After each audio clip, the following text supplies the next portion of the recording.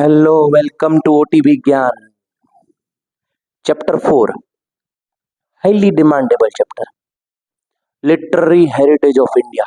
42 author और उसके बहुत ज्यादा वर्क, सारे वर्क्स को और ऑथर्स को कैसे याद रखना, वो भी चुटकियों में, वो इसमें सीखने आए हैं। तो आइए हम इस हाईली डिमांडेबल बच्चों आप सब लोग बहुत दिनों से इस चैप्टर की डिमांड कर रहे थे, तो ये आपके सामने chapter 4 literary heritage of India लेकर के आके सामने आया हूँ। चलिए, इधर आपके सामने कुछ टॉपिक दिख रहे हैं, इन टॉपिक के बारे में हम पढ़ने वाले हैं। इंट्रोडक्शन टू लिटरेचर, लिटरेचर क्या होता है, लिटरेचर कैसे बनता है, लिटरेचर से पहले क्या बना था, ये सारी चीजों की जानकारी इसमें दिखेंगे। उसके बाद वेदास और उनके स्टडी, वेद हमारे यहाँ पे 4 वेद हैं, यजुर्वेद, सामवेद, ऋग्वेद और अथर्ववेद। इन चारों वेदों के बारे में इन डेप्थ एनालिसिस करेंगे। उपनिषद, उपनिषद क्या होता है, उपनिषद वर्ड का मीनिंग क्या होता है, उसको समझने की कोशिश करेंगे। आरण्यक, आरण्यक क्या है, आरण्यक वो जगह है जहां पे आर्यन अपनी लास्ट लाइफ, जो लाइफ का आखिरी फेज था, उन्होंने वहां पे बिताया था, फॉरेस्ट एरिया में बिताया था, और फॉरेस्ट एरिया में रह करके उन्होंने बुक्स लिखी थी, उनको कहते हैं आरण्यक। सो आरण्यक के बारे में जानेंगे। कौन कौन से टॉपिक नेक्स्ट है, देखिए, एंशियंट लिटरेचर, और इधर कुछ लिखा हुआ है जेम्स मील। ये जेम्स मील क्या है, ये जेम्स मील है आपका ओटीवी। जेम्स मील क्या है, ये स्कॉटिश हिस्टोरियन है, उसके बारे में थोड़ा समझने की कोशिश करेंगे। मेडिवल लिटरेचर, अच्छा, इन दोनों के बीच का डिफरेंस भी देखेंगे कि एंशियंट क्या है और मेडिवल क्या है, किस पीरियड को एंशियंट कहते हैं, किस पीरियड को मेडिवल कहते हैं। जब तक आप एंशियंट और मेडिवल, एंशियंट और मेडिवल दोनों के बीच का डिफरेंस आप नहीं समझ पाओगे ना, तब तक आपको सारी बुक्स याद रखनी मुश्किल पड़ेगी, बहुत ज्यादा तकलीफ होने वाली है अगर आप इन दोनों चीजों को नहीं समझ पाए। इसलिए टाइम पीरियड समझना बहुत जरूरी है, हिस्ट्री की एक की है।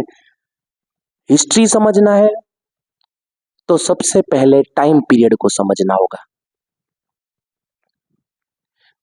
Study of different universities like Nalanda, Takshashila, Vallabhi और साथ ही साथ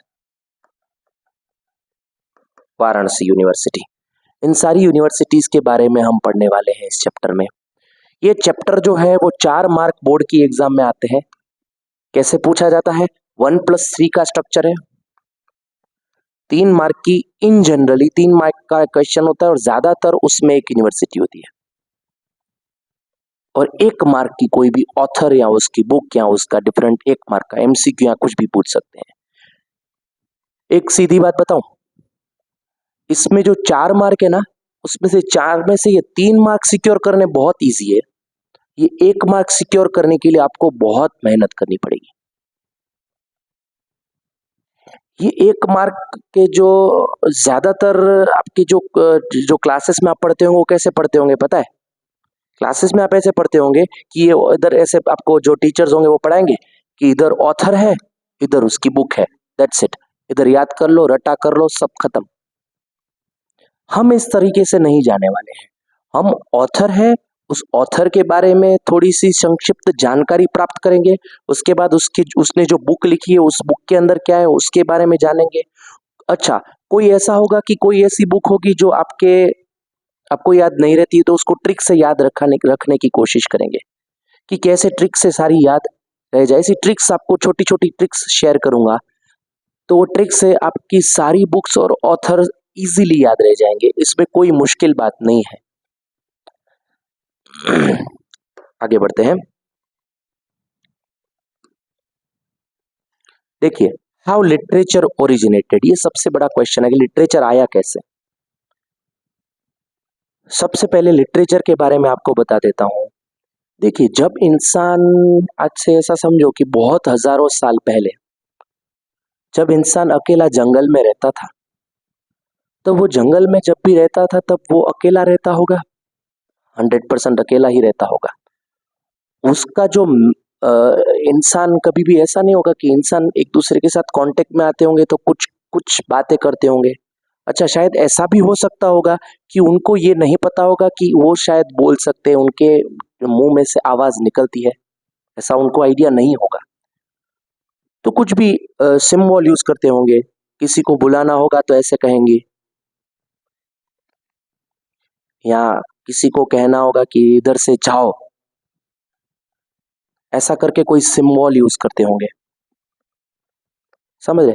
तो पहले इंसान जब आज से हजारों साल पहले उसको ये नहीं पता होगा कि मैं भी कुछ बोल सकता हूं। फिर धीरे धीरे धीरे धीरे धीरे उसने कुछ ऐसे आवाज निकाले होंगे। जंगलों में रहता होगा, जंगल में रहता था तो ऐसा होगा, बर्ड्स और एनिमल्स के बीच में रहता होगा, तो बर्ड्स और एनिमल भी तो कुछ बोलते होंगे, तो इंसान भी कुछ बोलता होगा, हेलो हेलो है हो ही हा ओके अब खा खा को, कुछ भी ऐसा कुछ बोलता होगा। तो कुछ पहले शुरुआत में जो इंसान था वो सिंबल यूज करता था। सिंबल के बाद कुछ ऐसे उसने कुछ ऐसे लेटर बनाने शुरू किए, छोटे छोटे छोटे छोटे आवाज निकालनी शुरू की। तब इंसान को ऐसा पता चला कि इधर कुछ ऐसी जगह है जिसमें से आवाज निकल रही है। तो सबसे पहले जो लेटर निकले होंगे, लेटर में से बना होगा, सबसे पहले बना होगा डायलेक्ट। डायलेक्ट बना होगा सबसे पहले, कोई भी डायलेक्ट यानी बोली, हम जो लैंग्वेज बोलते हैं उसको कहते हैं डायलेक्ट। तो डायलेक्ट हमने पहले सबसे बोलना शुरू किया। फिर कुछ ऐसी भाषा, दुनिया में सबसे अच्छी चीज कौन सी है पता है? वो है लैंग्वेज, और वो है डायलेक्ट। हम जो समझते हैं वो सारी चीजें हम अपने आसपास के लोगों को समझा सकते हैं, only through language. If you can speak language, you can convince your ideas, you can share your ideas with your friends and colleagues. If you don't know how to speak, it would be problematic for you. इसलिए सबसे अच्छी चीज इस दुनिया की है ना, वो लैंग्वेज है, क्योंकि इंसान अपनी बातों को दूसरों तक आसानी से पहुंचा सकता है, आसानी से समझा सकता है, और सामने वाला इंसान भी अपनी बात हमें समझा सकता है थ्रू ओनली लैंग्वेज। तो डायलेक्ट आया। डायलेक्ट जो है वो कन्वीनियंसी के हिसाब से था, तो डायलेक्ट में से धीरे धीरे बना वो लैंग्वेज, है ना। देखिए ये सिंबल्स कुछ यूज कर रहे हैं, आप देख सकते हैं। इधर ये आंटी कुछ है, hello aunty how are you. इधर ये छोटा बच्चा है, कुछ आंटी को हाय हेलो कर रहा है, कुछ है, ये हाय कर रही है, कुछ सिंबल देख रहे हो ना, सिंबल यूज किए हैं। देखिए डिफरेंट डिफरेंट सिंबल्स यूज कर रहे हैं या डायलेक्ट यूज कर रहे हैं उस वक्त की जो भी लैंग्वेज होगी। तो डायलेक्ट में से लैंग्वेज बना, और लैंग्वेज में से बना लिटरेचर, लैंग्वेज में से लिटरेचर बन गया आपका। अब बोलेंगे सर लैंग्वेज और लिटरेचर में फर्क क्या है? तो लिटरेचर वर्ड को समझने की कोशिश करते हैं। देखिए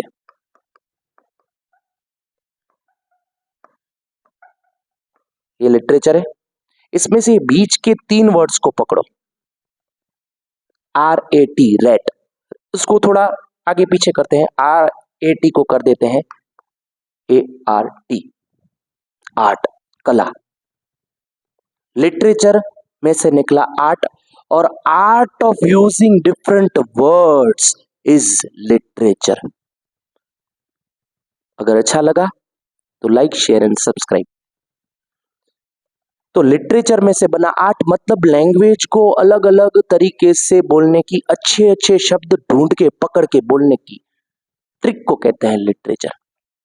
going ahead, man took the help of expressions, जो मैंने समझाया, symbol, drawings, sounds, to communicate his ideas, thoughts, feelings, emotions. आज हम इंसान हंसता है, इमोशन, अपने इमोशन शेयर करता है, अपने आइडिया शेयर करता है। आज मैं जो आपके सामने खड़ा हूं तो अपनी लैंग्वेज यूज कर रहा हूँ, हिंदी लैंग्वेज आपके सामने रख रहा हूं, तो आपको समझ में आ रहा है कि सर कुछ बोल रहे हैं, समझ में। नहीं तो मुझे वो चीज समझानी आपको कितनी मुश्किल होती, बहुत ज्यादा कठिन होता मेरे लिए अगर मेरे लिए भाषा ना होती तो। इसीलिए दुनिया में सबसे बड़ी जो इनोवेशन है, दुनिया में सबसे बड़ी जो डिस्कवरी की गई है वो है लैंग्वेज। लैंग्वेज नहीं होता तो बहुत मुश्किल होता, हम सब के लिए बहुत कठिन होता जीवन। Okay, dialects, scripts, this led to innovation of dialect और स्क्रिप्ट। 1 मार्क में पूछ सकते हैं कि what do you mean by dialect. तो man use different symbols, expression, thoughts to share his ideas, to symbol or whatever kind of things, tools to share his ideas. That is what it led to invention of dialect. अच्छा, dialect के बाद धीरे धीरे आप language form होगी। Okay, this script contributed to the development of language. आप पूछ सकते हैं कि हाउ लैंग्वेज वाज ओरिजिनेटेड। तो 1 मार्क में पूछे तो आपको पहले डायलेक्ट फॉर्म करानी पड़ेगी, डायलेक्ट फॉर्म कराने के बाद आपको लैंग्वेज फॉर्म करानी पड़ेगी। और ऐसा पूछे कि हाउ लिटरेचर वाज ओरिजिनेटेड, तो डायलेक्ट, फिर लैंग्वेज, फिर लिटरेचर आपको फॉर्म कराना पड़ेगा, सीक्वेंस में जाएंगे तीनों। Okay, over a period of time, tune नहीं है, टाइम है, इधर टाइम कर देना। Language was being used for expression of thoughts. Constructive use of language led to creation of literature. बहुत ही अच्छी और सादी और सरल भाषा में लिखा गया है कि constructive use of language led to creation of literature. जहां ना पहुंचे रवि वहां पहुंचे कवि, ऐसा कहा जाता है। रवि यानी सूरज, कवि यानी पोएट। इंसान की इमेजिनेशन उस लेवल की है जहां सूरज भी नहीं पहुंच सकते। तो यही लिटरेचर है। लिटरेचर एक बहुत जैसे कहते हैं कि जो इंसान का दिमाग शांत होता है, जो इंसान अपनी पूरी जिंदगी एक थॉट प्रोसेस के पीछे लगा देता है और उस थॉट को अपने शब्दों में बयां करता है, उसको कहते हैं लिटरेचर। चलिए, Indian scholars divided ancient literature into वैदिक एंड क्लासिकल। ये 1 मार्क का क्वेश्चन हो सकता है कि एक वैदिक पीरियड होता है और एक उसके बाद का नया थोड़ा सा मॉडर्न, उसको कहते हैं क्लासिकल। नेक्स्ट, संस्कृत लैंग्वेज सबसे पहले पुरानी लैंग्वेज तो बन गई, लिटरेचर भी हो गया, लेकिन लैंग्वेज, ऐसा कहा जाता है दुनिया में सबसे ज्यादा पुरानी लैंग्वेज, सबसे ज्यादा पुरानी लैंग्वेज 2 है, एक संस्कृत और तमिल। दुनिया की सबसे पुरानी 2 लैंग्वेजों में से एक है संस्कृत और एक है तमिल। अगर ये 2 लैंग्वेज जानते हैं तो दुनिया की कोई भी लैंग्वेज आपको कठिन नहीं लगेगी। दुनिया की बहुत सारी लैंग्वेजेस ने अपने वर्ड्स संस्कृत और तमिल में से लिए। ऐसा कहा जाता है Sanskrit and Tamil are the mother and father of all the languages. Sanskrit languages is used in religious ceremonies and worshipping rituals. Religious ceremony, शादी होती है, ब्याह होता है, हमारे यहाँ पे घर पे कोई मर जाता है तो उसके पीछे जो संस्कृत का श्लोक या कोई भी ऐसी चीज होती है, या worshipping, when you are worshipping God, this language is very very very much used. It is used, मतलब कहते हैं कि संस्कृत ऐसी लैंग्वेज है बहुत ही सॉफ्ट, हमारे ऋषि मुनियों ने इसको डेवलप की है। और ये देखिए आपके सामने, the father of Sanskrit language, Maharshi Panini. Maharshi Panini जिनका नाम था, creator of Sanskrit, known as a father of linguistic. Maharshi,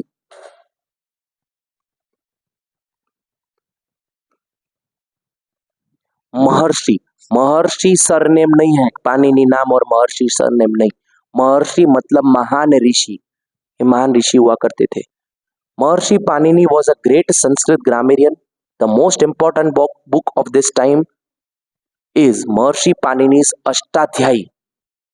Ashtadhyayi, which is a noteworthy book of Sanskrit in 4th century. 4th century में ये लिखी गई बुक, करीबन करीबन ऐसा समझो कि 1500-2000 साल के करीब पुरानी बुक। संस्कृत के फादर कहते हैं, ये जब संस्कृत लैंग्वेज बनी 4th सेंचुरी, इसको 18-19 सेंचुरी में यूरोपियन साइंटिस्ट, यूरोपियन हिस्टोरियन इस बुक को ले गए और संस्कृत में से उसका इंग्लिश में ट्रांसलेट करवाया। टाइम फॉर ओटीबी ज्ञान। ये 4th सेंचुरी में लिखी गई बुक महर्षि पाणिनि की अष्टाध्यायी 18th-19th सेंचुरी में यूरोपियन साइंटिस्ट या हिस्टोरियन लेकर के गए थे और उसको ट्रांसलेट करवाया। और ट्रांसलेट करवाने के बाद ऐसा जाना गया, ऐसा पाया गया कि इस संस्कृत ग्रामर की जो बुक है अष्टाध्यायी, उसमें 0 और 1 binary codes, C plus Java languages के कुछ कोड इसमें पाए गए हैं। C C plus Java computer language के लिए कैसा हो सकता है, समझिए आप। इसमें कोड्स मिले हैं 4th सेंचुरी, आज से 1500-2000 साल पहले हम सी सी प्लस और जावा और मशीन कोड की लैंग्वेज जानते थे। सोचने वाली बात है। इसलिए ये महान ऋषि कहे जाते हैं, महर्षि, महान ऋषि। Sanskrit is considered the language of Aryans, language of sages, साधु, language of scholars. It has been accepted by all the all the people by at the international level that Sanskrit is best language for computer use. अभी मैंने बताया computer जानना है, संस्कृत जानने में आपको ये जान के आपको बहुत नया लगा होगा कि सर ये ऐसा कैसा हो सकता है, लेकिन ये सही है। इंडिया ने, भारत ने पूरी दुनिया को कुछ न कुछ दिया है, हमेशा दिया है, और ये भी हमने ही दिया है। We are proud to be an Indian. मुझे एक भारतीय होने पे बहुत ज्यादा गर्व है, क्योंकि हमने पूरी दुनिया को हमेशा दिया ही है। नॉलेज हो या कोई भी चीज हो, हमने हमेशा नॉलेज, कल्चर हमने शेयर किया है। Okay. Sanskrit was the chief language for the knowledge, science, religion and philosophy. तो आज की पहली बुक समझी हमने, महर्षि पाणिनि अष्टाध्यायी, ओटीबी ज्ञान, best for computer use, how Sanskrit language, who is the father of Sanskrit language, Maharshi Panini. Okay, तब तक के लिए टाटा, बाय बाय, मिलते हैं नेक्स्ट सेशन में। बाय।